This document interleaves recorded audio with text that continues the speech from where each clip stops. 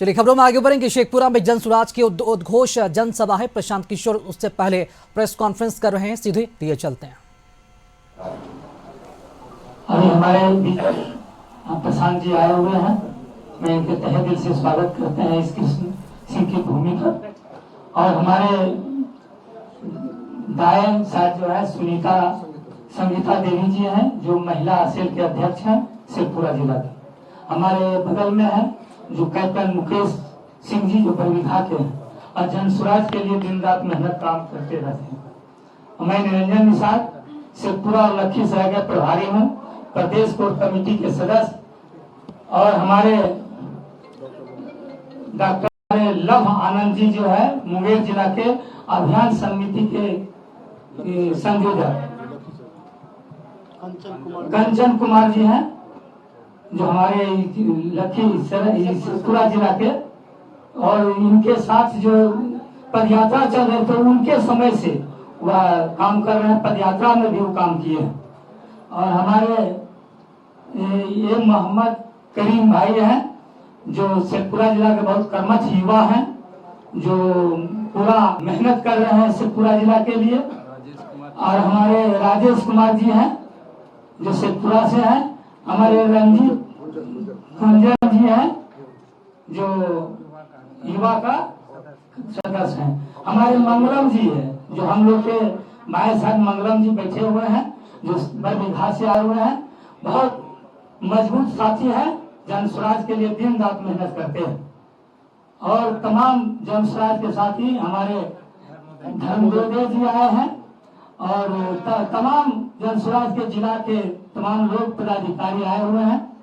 जगह है तो थोड़ा ले लीजिए, इनको स्वागत करते हैं। हमारे प्रशांत जी जो आए हैं, ये अंतआत्रा है, मेन प्रोग्राम हमारे लखीसराय में है, आमसभा है। और यहाँ भी हम लोग स्वागत बरबीघा से अभी तक शेखपुरा तक इनके जोर शोर से स्वागत सभी कार्यकर्ताओं ने किए हैं। मैं तमाम कार्यकर्ताओं को, तमाम जन स्वराज पार्टी के सदस्यों के और नेताओं को स्वागत करते हैं इस पीसी में, और धन्यवाद देते हैं। जय हिंद।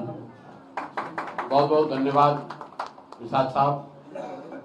जैसा कि आपको पता, मैं 2 मिनट में संक्षिप्त जन स्वराज की इस प्रयास और परिकल्पना पर बोलूंगा, फिर उसके बाद आपके सवाल लेंगे। 2 मई 2022 को मैंने ये अभियान शुरू करा है, जिसके मूल में कहीं न कहीं बिहार का वो सपना है कि बिहार भी अन्य राज्यों की तरह देश के अग्रणी राज्यों में शामिल हो। जैसा कि आप जानते हैं, आज बिहार देश का सबसे गरीब, पिछड़ा, निरक्षर और बेरोजगार राज्य है। ये हमेशा से ऐसा नहीं था। आपके ही जिले के श्री बाबू जब यहाँ मुख्यमंत्री हुआ करते थे, तो बिहार देश के 10 सबसे अच्छे राज्यों में बिहार की गणना होती थी। आज बिहार की दुर्दशा ये है कि हम लोग ज्यादातर विकास के मानकों पर 28वें नंबर पर हैं, देश में सबसे निचले स्थान पर है। तो जन स्वराज की जो पहली सोच है कि अगले 10 वर्षों में बिहार को वापस से देश के अग्रणी 10 राज्यों में कैसे शामिल कराया जाए, इसी सोच को लेकर मैं बिहार वापस आया हूँ 2.5 साल पहले, और ये अभियान की शुरुआत हुई। जब अभियान की शुरुआत हुई तो जनता को जगाना, समझाना, बताना कि वोट कैसे करना है, क्या मुद्दे, ये तो है ही, लेकिन एक बहुत बड़ी समस्या जो लोग बताते रहे हैं कि वो है राजनीतिक विकल्प का अभाव।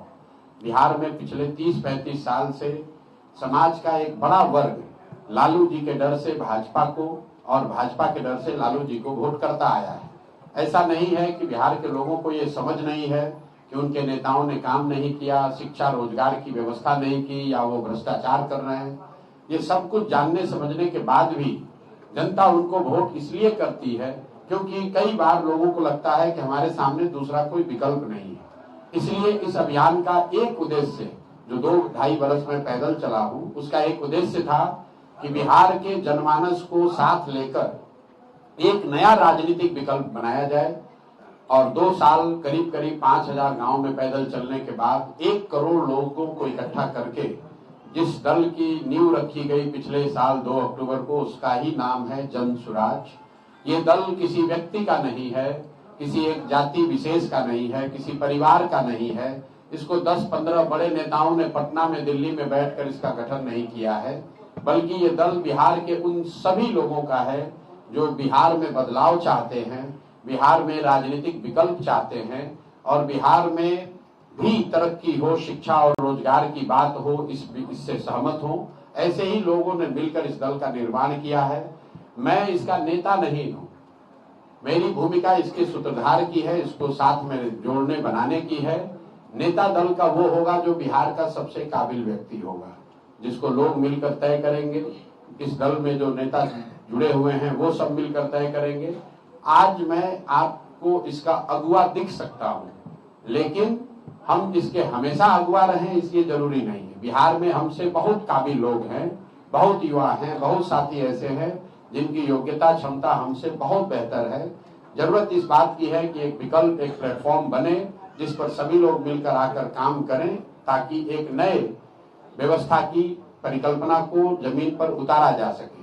एक शब्दों में अगर हम कहें तो जन सुराज आजादी से पहले जो महात्मा गांधी की कांग्रेस थी उसको पुनर्जीवित करने का अभियान है। जैसा कि आपने पढ़ा होगा, सुना होगा, आजादी से पहले जिस किसी को भी देश की आजादी में कुछ न कुछ योगदान करना होता था वो बिना कुछ सोचे समझे उस समय की कांग्रेस को ज्वाइन कर लेता था।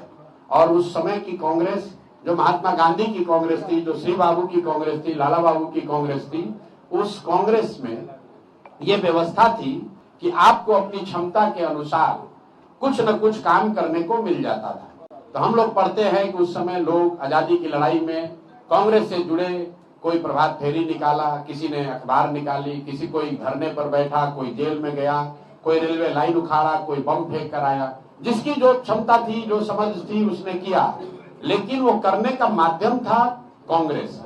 उसी तरीके से आज जन सुराज वो व्यवस्था है, वो विकल्प है, वो प्लेटफॉर्म है। जो भी बिहार को गरीबी बदहाली से निकालने के लिए कुछ न कुछ योगदान करना चाहता है वो आए, जन सुराज में जुड़े, और जन सुराज उसको ये मौका देता है, ये अवसर देता है कि वो अपनी क्षमता के अनुसार कुछ न कुछ बिहार की बदहाली से बिहार को निकालने के लिए योगदान कर सके। इसी भूमिका और इसी प्रयास के साथ हम लोगों ने शुरू किया है। आने वाले 6 महीने में अब यहाँ विधानसभा के चुनाव हैं। जन सुराज ने पहले से घोषणा की है कि हम लोग कुल 243 सीट पर हम लोग चुनाव लड़ेंगे, ताकि बिहार की जनता के पास जो पिछले 30-35 साल की राजनीतिक बंधुआ मजदूरी है, विकल्प के अभाव में गलत लोगों को वोट देने की परिपाटी है, तो खत्म हो और उनके सामने एक सशक्त, बेहतर, ईमानदार लोगों का विकल्प हो। जनता अगर उनको आशीर्वाद देती है तो फिर से बिहार को श्री बाबू का बिहार बनाने का, श्री बाबू के जमाने में जो बिहार की स्थिति थी वैसे बिहार की स्थिति फिर से पैदा करने की जो कोशिश और जो सोच है, उसी के साथ हम लोग यहाँ आए हैं। अब आपके सवाल आप कर सकते हैं। मेरे अलावा जो साथी यहाँ बैठे हुए हैं वो लोग भी यहाँ जानकार लोग हैं, वो हमसे बेहतर बरबीघा और लखीसराय शेखपुरा को समझते हैं। अगर आपका कोई सवाल उनसे मुखातिब है तो उनसे भी आप सीधे सवाल कर सकते हैं। देखिए, जहाँ तक भारत रत्न देने और न देने की बात है, समाज में, देश के अलग अलग राज्यों में लोग अपने आइडियल्स के लिए जिसको भी वो नेता प्रणेता मानते हैं, लोगों की ऐसी मांग समय समय पर उठती रही है।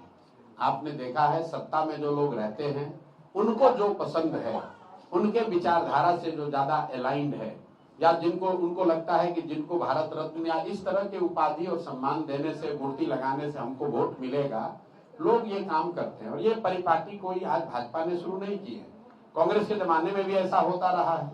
और कई बड़े महापुरुष जिनको भारत रत्न मिलना चाहिए था वो नहीं मिला और कांग्रेस के नेताओं को पहले मिला। आज भाजपा वाले भी वही कर रहे हैं। आपने देखा अभी 1 साल पहले इस राज्य के कई वर्गों के लोगों के सर्वमान्य नेता कर्पूरी जी को अब जाकर भारत रत्न मिला है।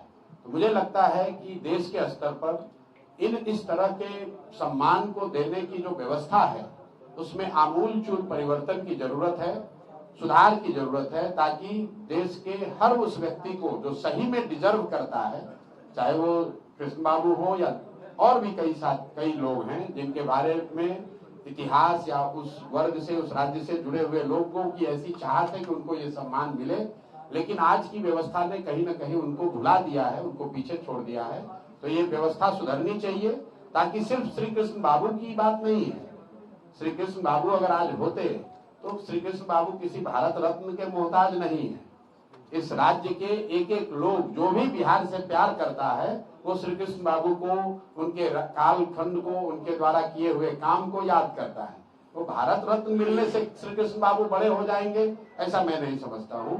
बिहार के लोगों के लिए श्री कृष्ण बाबू भारत रत्न पाने वाले नेताओं से भी बड़े व्यक्तित्व के नेता रहे हैं। अगर भारत रत्न देश में उनको मिलता है तो ये तो एक तरह से उनका ऋण वापस करने की बात है। जो उन्होंने किया है उसके तहत उनको मिलना ही चाहिए, उसमें कोई दो बात नहीं है। जी, विधानसभा में आए दिन हंगामे होते रहते हैं, कोई काम नहीं हो पाता है।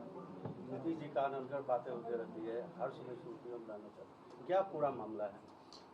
देखिए, नीतीश कुमार पिछले कुछ महीनों से, मैं कहूंगा कि 1-2 साल से देश राज्य की जनता ये देख रही है, आप लोग भी उसको देख रहे हैं, चर्चा कर रहे हैं कि शारीरिक तौर से नीतीश कुमार अब कहीं ना कहीं थक गए हैं और उनके मानसिक अवस्था को लेकर बिहार के घर घर में चर्चा है।